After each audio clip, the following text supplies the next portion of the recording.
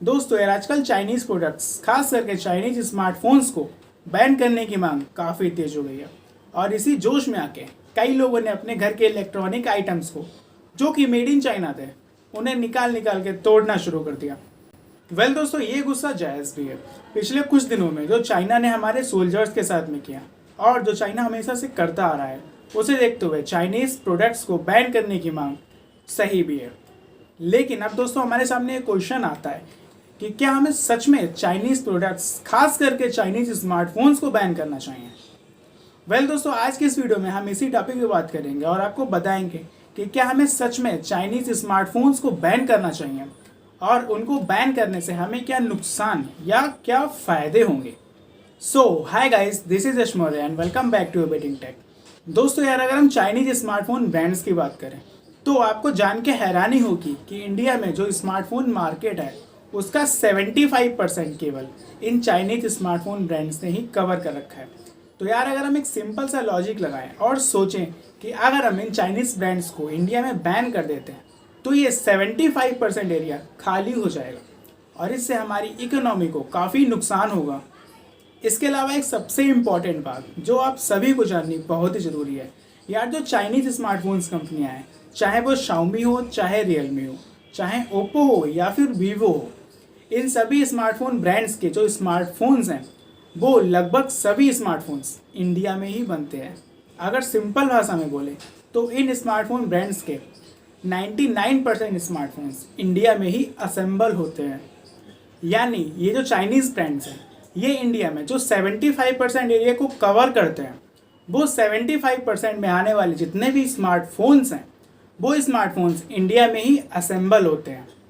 अब इस चीज़ से हमें क्या फ़ायदा होता है दोस्तों? यार सिंपल सी बात है, असेंबली के टाइम पे जितने भी स्मार्टफोन्स के पार्ट्स की ज़रूरत होती है वो सारे के सारे पार्ट्स बाहर से इंपोर्ट किए जाते हैं और इंपोर्ट करते टाइम उन्हें इंडियन गवर्नमेंट को इंपोर्ट ड्यूटी के रूप में कुछ टैक्स देना पड़ता है। और यार दोस्तों ये जो स्मार्टफोन कंपनियां हैं ना ये लाखों करोड़ों की तादाद में पार्ट्स को इंपोर्ट करते हैं, तो इससे गवर्नमेंट को अच्छा खासा इंपोर्ट ड्यूटी यानी टैक्स मिल जाता है। अब दोस्तों दूसरी बात, असेंबली के टाइम पे कंपनियों को काफ़ी एम्प्लॉयज़ की ज़रूरत पड़ती है, तो उसके लिए ये एम्प्लॉयज़ को भरते करती हैं और कुछ 20, 50 या 100 की तादाद में नहीं, ये एम्प्लॉयज़ को सैकड़ों, हज़ारों, लाखों की तादाद में भर्ती करती हैं। तो इससे कई हज़ारों, कई लाख लोगों को एम्प्लॉयमेंट मिलती है। अगर हम यार शुद्ध देसी भाषा में कहें तो इन कंपनियों के द्वारा कई लाखों लोगों के घर का चूल्हा जलता है। तो यार माना ये कंपनियां चाइनीज़ हैं, इससे चाइनीज़ गवर्नमेंट को काफ़ी फ़ायदा होता है, लेकिन अब ये कंपनियां चाइनीज़ से ज़्यादा इंडियन हो चुकी हैं क्योंकि ये कंपनियां अपने ज़्यादातर ऑपरेशंस इंडिया में ही करती हैं और इससे इंडियन गवर्नमेंट को और हम लोगों को काफ़ी फ़ायदा हो जाता है।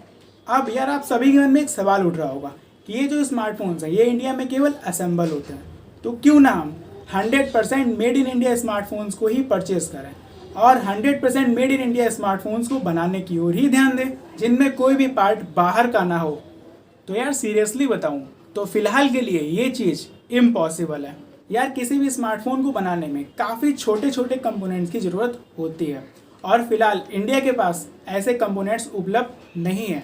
तो अगर कोई Indian company fully made in India smartphone बनाना भी चाहे तो भी उसे कुछ कंपोनेंट्स बाहर से इंपोर्ट करने पड़ेंगे, जिनमें से कुछ कंपोनेंट उसे चाइना से भी इंपोर्ट करने पड़ेंगे। मतलब कि घूम फिर के बात वहीं पे आ जाती है। और हाँ दोस्तों एक बात और जिससे आप सभी लोग एग्री करते होंगे, यार जब हमारे देश में चाइनीज़ कंपनियों ने इंटर नहीं किया था तो हमारे देश में स्मार्टफोन की ज़्यादा कंपनियाँ नहीं थीं और जो गिनी चुनी कंपनियाँ थी भी उनमें से एक सबसे बड़ा नाम सैमसंग का था। और जब ज़्यादा स्मार्टफोन कंपनियां इंडिया में नहीं आई थी तो उस टाइम पे सैमसंग हमको स्मार्टफोन के नाम पे क्या प्रोवाइड करता था? यार आपको सैमसंग की जे सीरीज़ तो याद ही होगी जो उस टाइम सैमसंग की सबसे पॉपुलर सीरीज़ थी, या यूँ कहें जो उस टाइम मिलने वाली ढंग की सीरीज़ थी। लेकिन उसमें भी आपको 10,000, 15,000 या 20,000 की रेंज में एक डिसेंट सा स्मार्टफोन ही देखने को मिलता था। और इन चाइनीज़ कंपनियों के आने से ही हमें कम कीमत में अच्छे स्मार्टफोन्स देखने को मिले जो स्पेसिफिकेशंस के मामले में काफ़ी दमदार भी हैं। और यार अगर इन चाइनीज़ कंपनियों को बैन भी कर दिया जाए तो फिर सैमसंग जैसी कुछ गिनी चुनी कंपनियां ही रह जाएंगी जो कि हमको काफ़ी ज़्यादा कीमत पे फिर डिसेंट स्पेक्स प्रोवाइड करने लगेंगी। तो अब आप बताओ, क्या सच में चाइनीज स्मार्टफोन ब्रांड्स को इंडिया में बैन करना सही रहेगा? दोस्तों यार, मेरा पर्सनल ओपिनियन ये है कि हमें उन चाइनीज स्मार्टफोन्स या उन चाइनीज प्रोडक्ट्स को बैन करना चाहिए जो फुल्ली मेड इन चाइना होते हैं, यानी कि जो पूरी तरीके से चाइना से ही बन के आते हैं। हमें उन प्रोडक्ट्स को बैन कर देना चाहिए। हमें ऐसे प्रोडक्ट्स या ऐसे स्मार्टफोन्स को बैन नहीं करना चाहिए जो कि मेड इन इंडिया के तहत बने हुए होते हैं, क्योंकि इससे हमें और हमारी गवर्नमेंट को काफ़ी नुकसान झेलना पड़ सकता है। फॉर एग्जाम्पल, अगर कोई चाइनीज स्मार्टफोन है जो कि मेड इन इंडिया है तो हमें उसे बैन नहीं करना चाहिए। इसके लिए हमें पहले उस स्मार्टफोन का एक अच्छा अल्टरनेटिव ढूंढना चाहिए जो उसी प्राइस रेंज में हमको उसके बराबर या उसके अच्छे स्पेसिफिकेशन प्रोवाइड करे।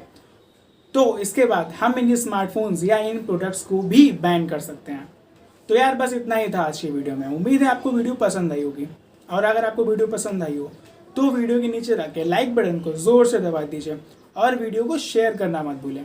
और अगर आप चैनल पर नए हैं तो चैनल को सब्सक्राइब करके बेल आइकन दबा के ऑल कर लीजिए, ताकि हमारे वीडियोस देख के आप ऐसे ही अपडेटेड रह सकें। तब तक के लिए बाय बाय, टेक केयर।